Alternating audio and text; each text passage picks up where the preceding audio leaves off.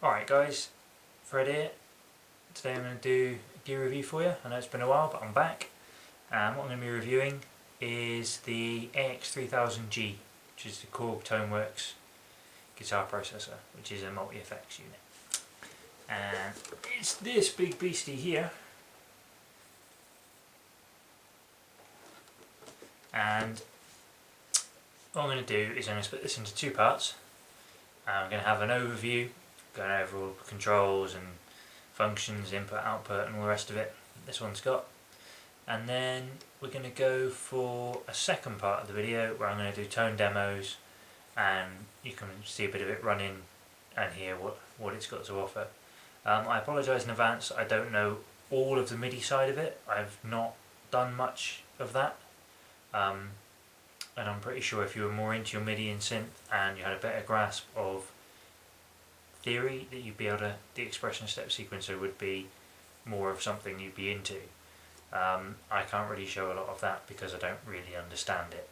What I can do is show you the demos presets that come on it for the step sequencer. Right guys, now we're set up. Now there's quite a lot to get through on here, so I'll run through it pretty quickly, and if you want to know anything else, if anyone's thinking of getting one or whatever, you can leave a comment for me and I'll try and answer it as best I can. Right, you've got these ones here with the lights on. 1, 2, 3, 4. Right, they're your main sounds, so you're choosing between 4 sounds that you've saved. And up here where you've got the number 1, these two over here go up and down, so you see that means 2, 3, 4. They're sets. So each one is a set of 4 sounds that you can save.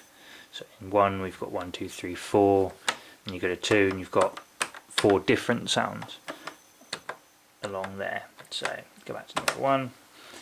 Right, and within that you've got to choose from. Pre-effects is your first one here, and that covers things like an auto wah, a Vox wah, which is an official Vox license they have for it, so it sounds exactly how a Vox wah would, or as close as you can possibly get. Acoustic simulator, pickup simulation, obviously humbucker to single coil to humbucker, compression, things like that. That's your pre-effects unit. So let me come over to drive and amp, which is obviously amps and speaker setups, that kind of thing. Now that, you've got quite a lot to choose from. You've got a shred distortion, you've got a metal distortion. There's an official, again licensed, orange distortion, which Orange have put their seal of approval on, which I think is very, very, very cool, and sounds bloody amazing. A fat distortion, which is really just a heavy bass metal sound, works very good for drop tunings, that one. A boutique overdrive, a tube overdrive, a US modern, which is based on a rectifier, a UK modern based on a Marshall. We've got an Octafuzz, boutique 2x12, and then we come to some more officially licensed Vox stuff. You've got an AC15, AC30TB on there, 68p UK, and then just some more UK 80 stuff, which is based on older Marshalls. And obviously you've got these lovely chicken foot switches, which are great. I really like them. Right, so then obviously you set your drive and amp there. Then we come over to your modulation, which is your choruses, flanges, speaker rotary effects, auto tremolo, pitch shifter, that kind of thing. Then you go over to your delay, which is obviously just delay. Everyone knows what delay is.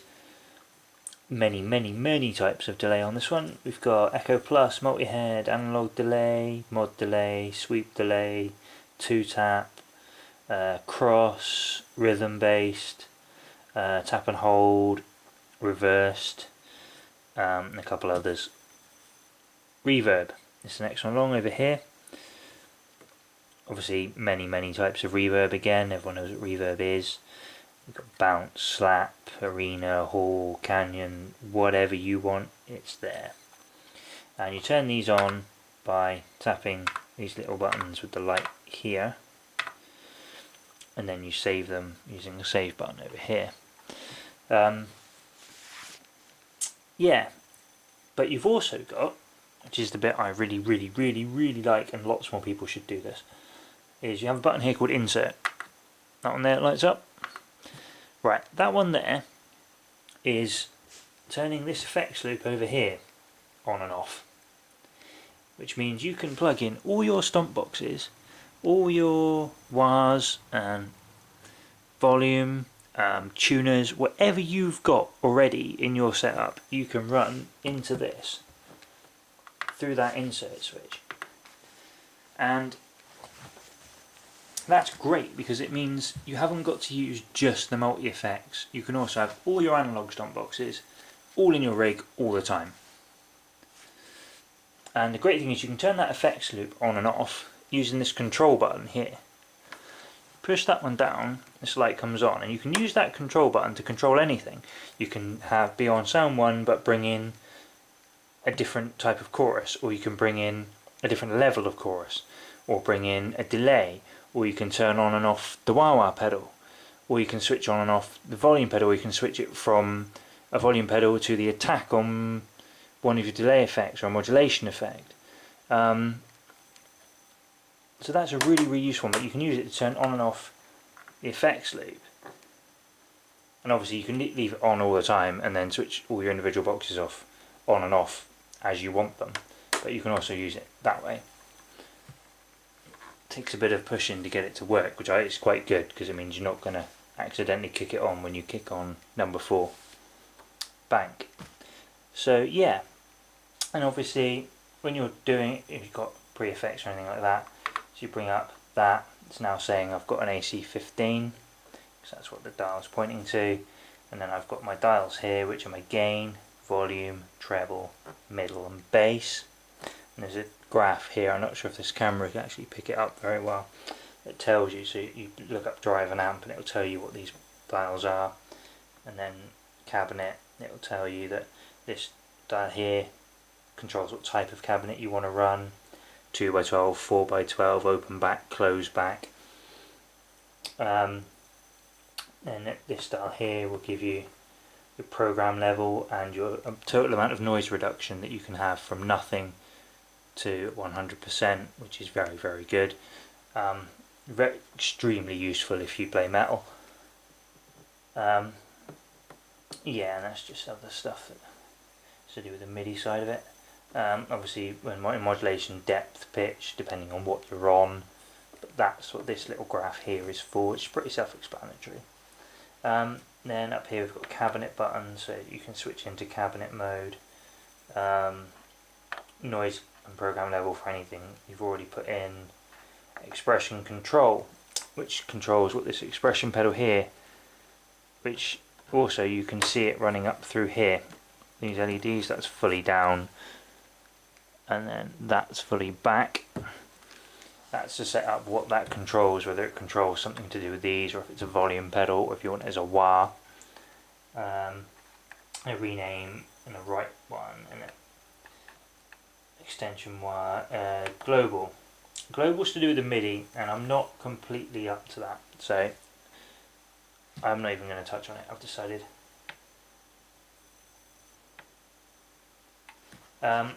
That's the amp line level button. Now that's to do with whether you're going into a recording setup or if you're going into a amp. It's changing the level of the output basically, and which outputs you're using, because you've got an optical out and a normal out. So that you won't have to worry about too much unless you're recording, but then if you're recording you'll know what you want that as. So we'll get back to there. Now, a couple of other little things before I end this one, and we'll get on to showing you some of the sounds and everything else in the other part of the video. If you take any of these here, your 4 main patch buttons, and hold it down, First of all you go into mute mode, and then you go into tuner mode. Now once it's in tuner mode here, you get the note here, get a display in here saying what type of tune you're in, so A 440Hz, so you can modify that if you want to tune to something else. Center of this dial obviously is perfect pitch. That's too sharp, this side's too flat. But it also works here in the where the step sequencer is. What you get is up here being too sharp, down here being too flat, and this dial here in the middle, bang in the middle, number 4, that one actually goes green and is obviously perfect pitch with that note. It's really useful, so you can bung in to tune up whenever you want. And when you're tuning, it's muted, so it's just in here, you're not hearing it through your amp. Okay, I think that's all we need to, oh no, there's one more thing we need to cover. Ah, you also have stomp box mode. So instead of using all the banks and patches and effects and everything, if you're just having a jam with some people and you can't be asked to fiddle around and save everything and all that rubbish, you just think, right, I've got a nice amp in front of me, I'm plugged in, all I want to do is add in some delay, or I want to kick in a chorus on and off, or I want to play through a nice clean amp but occasionally add in a bit of distortion, right? Well, what you do then is you hold this button here down with your foot. This puts in the stomp box mode. Now all these dials here, your 4 main ones and this one up here, the down button, they're now these banks. So you just dial in what you want, octaver, and now your pre-effects one down here switches that on and off. So you can kick in your pre-effect and kick it off, drive an amp, kick it off, reverb, on and off, and you use them as individual stomp boxes.